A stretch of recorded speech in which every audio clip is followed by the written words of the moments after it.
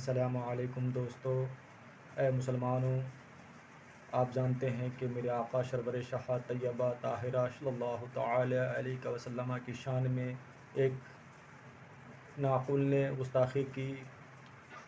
उस गुस्ताखी करने वालों की खैरियत नहीं। आज हमारी शेरनी इस्लाम की वो शहज़ादी ने क्या कड़ा जवाब दिया। माशाअल्लाह, ऐसे हर मुसलमान को होना चाहिए।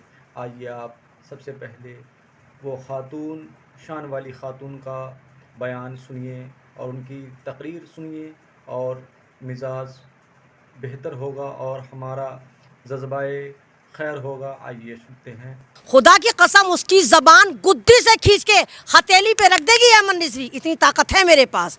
मुझे नहीं, मैं यकीन नहीं करती कि मैं ये कहूँ कि मैं FIR कराने जा रही हूँ, मैं ड्रामे करूँ कि मैं यहाँ पर कंप्लेन लेकर आई हूँ, यहाँ पे कंप्लेन लेकर आई हूँ, वीडियो बना बना के। नहीं, ये क्या तू मोहम्मद की शान में गुस्ताखी करेगा, मुसलमानों को बुरा भला कहेगा, इस्लाम के खिलाफ जहर उगलेगा? तुझे पता है, तुझे क्या लगता है अगर तू इस्लाम के खिलाफ जहर उगलेगा तो तुझे इंसाफ मिलेगा?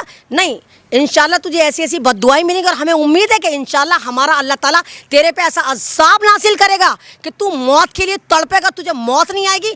देखो, अगर तुम लोगों को याद हो, ये जो भगवा गेंडा है 5 साल से फड़फड़ा रहा है और 5 साल से चाह रहा है कि पूरा TRP का ख़जाना इसके पास है, लेकिन इसको मिल नहीं पाता।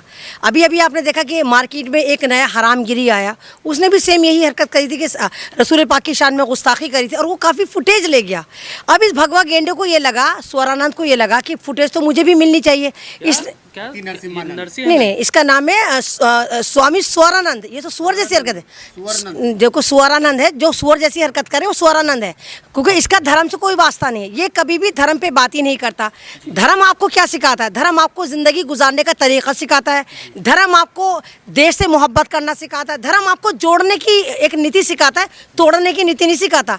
ये हमेशा, अगर आपको ये देखो, जब पहली बार ये वायरल हुआ था तो इसने एक छोटे से बच्चे की मॉब लिंचिंग करी थी, जो मुसलमान बच्चा था और मंदिर में पानी पीने गया था। अब मेन बात यह कि दिल्ली में इलेक्शन है, महाराष्ट्र में इलेक्शन है। महाराष्ट्र में तो उसने बाबा, जो वो हरामगिरी है, उसने फुटेज खा ली कि वो पॉपुलर हो गया। उस जिसको गली का कुत्ता नहीं जानता था, पूरी दुनिया जानने लगी। अब इस भगवा गेंडे को लगा कि मैंने इतना उत्पाद मचाया और मुझसे ज़्यादा हरामगिरी फुटेज लेकर चला गया, तो इसने भी वही वाला फार्मूला उठाया कि रसूल पाक की शान में गुस्ताखी करता हूँ और लोग मुझे पूजेंगे, लोग मेरे पास दौड़ेंगे, लोग मतलब मेरा एक मुझे हीरो बना के पूजा जाएगा। तो यहाँ पर गलती हमारे समाज की भी है। आप लोगों को पता है कि 80% सोशल मीडिया जो है वो मुसलमान कम्युनिटी इस्तेमाल करती है। ये कुछ भी सोशल मीडिया पे डालते हैं, इनको पता है कि मुल्ले जो है इसको वायरल कर देंगे। तो देखिए, हमारा दीन ये सिखाता है कि अगर कोई बुराई है तो उस बुराई को रोको। अगर इस तरह की वीडियो आपके पास आती है, अगर आप इन वीडियो को सर्कुलेट कर रहे हैं, तो आप भी उतने ही गुनाहगार हैं जितना कहने वाला गुनाहगार है। हम जिहादियों के खिलाफ लड़ रहे हैं, आप जिहादी हैं। नहीं, किसको जिहादी कह रहे हैं? पहले तो मैं कह रही हूँ तुम उस नरसिम्हानंद, मैंने कहा ना, वो स्वरानंद को जाकर जिहादी का मतलब सिखा कर है। हाँ, मैं फख्र से कहती हूँ कि अमन रिजवी जिहादी है, क्योंकि जिहादी का मतलब है स्ट्रगल करना, लगातार संघर्ष करना। और मैं एक संघर्षहीन लेडी हूँ और एक संघर्षहीन भारत की नारी हूँ, जो भारत को बचाना चाहती हूँ। इसी संघर्ष के तौर पर मैं इन जैसे दलालों को, इन जैसे स्वरों के झुंड को जवाब देना चाहती हूँ कि अगर तुम्हें लगता है कि तुम रसूल की शान में गुस्ताखी करोगे तो तुम कामयाब हो जाओगे या तुम्हें कुछ मिल जाएगा, ऐसा कुछ भी नहीं होगा साहब। तो आपको तो वो कुरान, ये तो आप कह रहे हैं चलो कुरान की आयत में है, मैं तो कहती हूँ चलो इन लोगों को तो पता ही नहीं कुरान में, तो वैसे भी नाजायज़ औलाद हैं।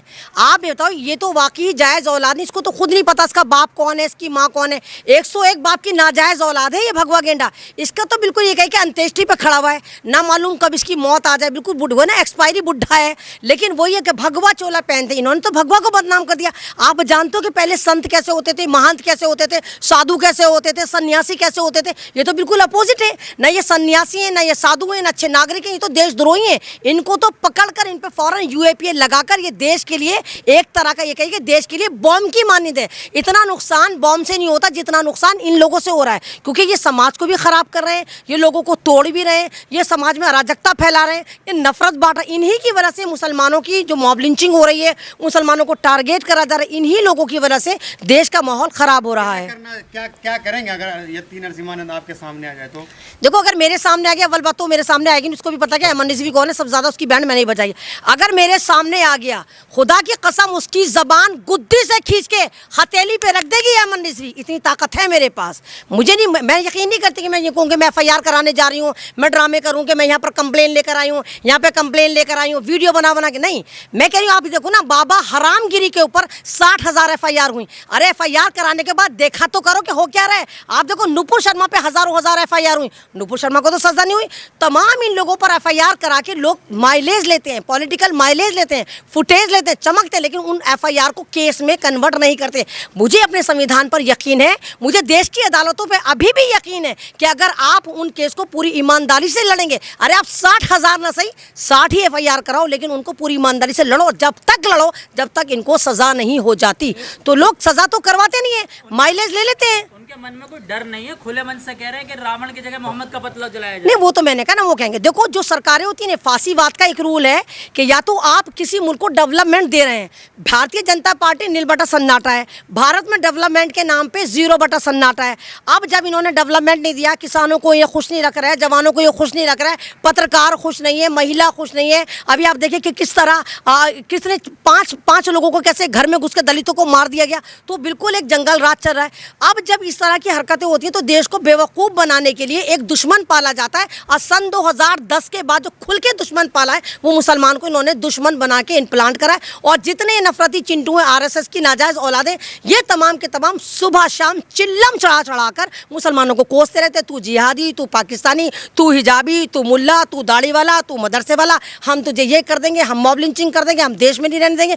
तो इससे ना देश का माहौल ख़राब रहता है। और आप लोग जो ना इसी दहशत में रहते हो, अल्लाह इन्ने वाली बॉडी बोली, जल्दी से उसको भेज देता हूँ, देखो ये नरसिम्हा क्या कह रहा है, स्वरानंद क्या कह रहा है, देखो ये हरामगिरी क्या कह रहा है, देखो ये क्या कह रहा है, ये तो हम पूरे दिन इसी में उलझे रहते हैं। हम नहीं सवाल करते कि सरकार हमारे लिए क्या कर रही है। तो ये भारत के लोगों को भटकाने के लिए ऐसे जैसे तमाम चिल्लम चोरों को मार्केट में लॉन्च करा जाता, और इलेक्शन से पहले इन लोगों को लॉन्च करा जाता ताकि माहौल ख़राब हो। और दिल्ली में आपने देखा, जब पहले 5 साल पहले इलेक्शन हुआ था तो दिल्ली दंगे हुए थे। अब दिल्ली दंगे इनको दूर दूर तक नज़र नहीं आ रहा कि किस तरह ये फिर कन्वर्ट करें, फिर मुसलमानों किस तरह मारें। तो ये फिर नए नए जो ये भगवा चिंटू हैं, इनकी जमातों को आगे करा जाता है, मुसलमानों को गालियाँ दिलवाई जाती है ताकि मुसलमान भड़के, देश का माहौल ख़राब हो। मंदिर के पास जो है धावा बोला, वहाँ पे प्रोटेस्ट किया, तो क्या लग रहा है कि अति नरसिम्हानंद की हत्या की कोशिश हो रही है?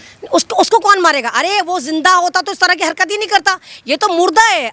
ये नरसिम्हा स्वरानंद तो उसी दिन मर गया था जब इसने इंसानियत के खिलाफ काम करा था और उस बच्चे की मॉब लिंचिंग करने की कोशिश की थी, जो 11-12 साल का मुस्लिम बच्चा था, प्यासा था, मंदिर में पानी पीने आ गया था। ये तो उसी दिन मर गया था। और अभी आपके बगौल के वहाँ पर डासना मसूरी में मंदिर के बाहर लोग धावा बोले हुए हैं, प्रोटेस्ट कर रहे हैं। कहाँ मर गया बे तू? कहाँ पे तू तो बड़ा पावरफुल है ना, तू तो लोगों से कह रहा है कि मैं ये कर दूंगा, मैं करूंगा। कहाँ घुस गया? कहाँ नाड़ा अपनी चड्डी संभाल के घुसा हुआ है? तो ये सारे डरपोक बुज़दिलें सिर्फ इनको सोशल मीडिया पे लाकर ये नंगे हो जाते हैं, सोशल मीडिया पे जाकर ये हिजड़े मर्द बनते हैं। वैसे मर्द भी नहीं है। क्यों, आपने देखा है? नहीं तो नहीं तो मर्द है तो मंदिर की रक्षा करना। अगर मर्द है तो जाके, तेरे तो मंदिर है ना जिसमें तूने डासना मसूरी में 12 साल के बच्चे की मॉब लिंचिंग की, तू तो मर्द है ना। जा उस मंदिर में, जा उन लोगों को भगा, सारे मुसलमान वहाँ पे जाकर बैठे हुए, पत्रकार बैठे हुए, जा मुकाबला करूंगा। मैंने कहा ना, ये मर्द भी नहीं है, असली मर्द है। आपके नज़दीक असली मर्द है ना, क्योंकि मेरा ख्याल से तुम लोग भी फिर इसी कैटेगरी के मर्द होंगे कि अगर इस्लाम के खिलाफ बात होगी। मैं नहीं, देखो इस्लाम, मुसलमान का जो इस्लाम टिका हुआ है ना, वो ला इलाहा इल्लल्लाह मुहम्मदुर रसूलुल्लाह पे टिका हुआ है। आप मुझे गाली दो, मेरे हिजाब को टारगेट करो, मेरे महिला सम्मान को टारगेट करो, मैं शायद मुकाबला करूं, लेकिन अगर आप मेरे रसूल को गाली दोगे तो हमारा ईमान हमारे दिल में है। तो हम वाकई में तुम लोगों की ऐसी तैसी भी मारेंगे। और हमें यकीन है कि हमारा खुदा जो बहुत बड़ा मुनसब है, जो बहुत बड़ा सुप्रीम हमारा लीडर है, वहाँ से इंसाफ ज़रूर आएगा। और हिंदुस्तान की अदालतों में भी अगर सही मायनों में मुकदमा लड़ा जाएगा तो इन जैसे नफरती चिंटुओं का जो असली ठिकाना है वो जेल है। सरतन से जुदा करेंगे क्या? नहीं, वो तो तुम लोगों के नारे, सरतन से जुदा मरो। सरतन से जुदा जो करा जाता है वो जिंदा लोगों को करा जाता है, मुर्दा का नहीं करा जाता। अबे इस एक्सपायरी बुड्ढे को मारकर कौन गुनाह बेइज्जत करेगा? अरे गुनाह भी इंसान वो करे जिसमें मजा है, इसमें क्या मुरे हुए को कौन मारेगा? और हम कानून के दायरे में चलते हैं। हमें इसी जज्बे का सहारा लेकर के हमें आगे बढ़ना है। ये जज्बे को सलाम है, खातून को सलाम है। अस्सलामु अलैकुम वरहमतुल्लाहि वबरकातुहू। जाते जाते एक लाइक और शेयर करना, ताकि हर मोमिन मुसलमान के पास ये हमारी वीडियो ज़्यादा से ज़्यादा पहुँचे और सब इस वीडियो से इबरत हासिल करे।